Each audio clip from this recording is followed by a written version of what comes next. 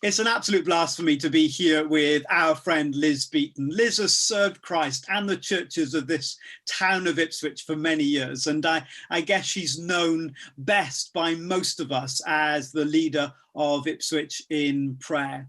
So Liz, from your vantage point, what do you think is the big question that we should be asking as the church in Ipswich, the defining question for this defining moment? Thank you, Simon. Well, I've been thinking a lot about this, trying to formulate the question, but I think the big question is, where is the church called to be at this defining moment? I've been thinking about the Bible and about church history, and it seems to me that when God wants to move his people on, there comes a defining moment when that door of opportunity is opened, and then we have to decide, do we take the risk to go through it? I was thinking about the Israelites coming out of Egypt when they said, why have you brought us here? They came to that moment because the temptation is always to go back to what we know rather than take the risk of being moved forward. And then I thought about Acts chapter 8, where Stephen had been stoned. And then we come on to a verse that says persecution broke out. And the Great Commission that the disciples had received was to go out from Jerusalem to Judea, to Samaria, to the ends of the world and preach the gospel. And it was that was the catalyst. The persecution was the catalyst that actually caused them to go. And then verse 4 of chapter 8 in Acts says that they preached the gospel, that they spoke wherever they went. So sometimes God brings us to a point in history where that happens. And I believe that COVID is one of those points where we've got a choice. Do we actually go back, or do we take the risk and move forward?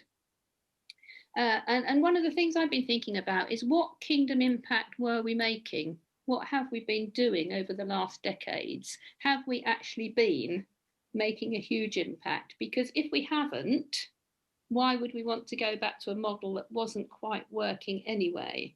So that's a question I've thought around, where we've been putting our energy, really, and how much that's come across. And I think the big thing that I've been also thinking about is Isaiah 43, where God says, forget the former things, do not dwell on the past.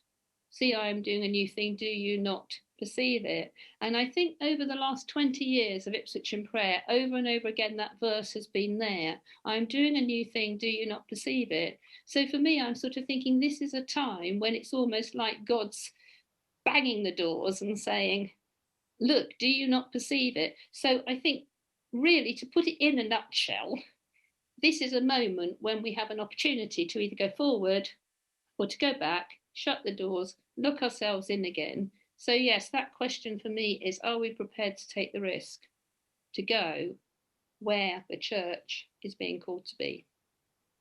And just as you begin to ask that fundamental question that I think is so important for us, what would be some clues, Liz, to the answer? What's the dream perhaps in your heart when you ask the question, where is the church meant to be? What do you see in your mind's eye?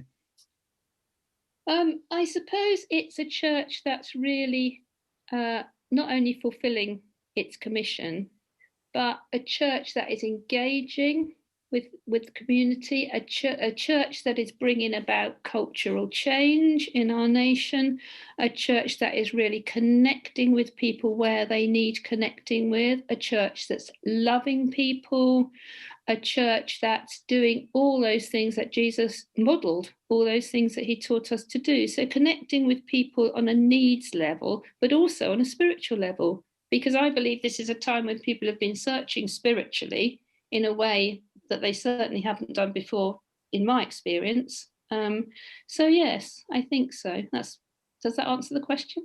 It certainly does. Where is the church meant to be? A door of opportunity.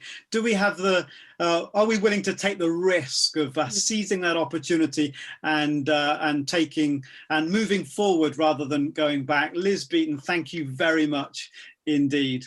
Thank you, Simon.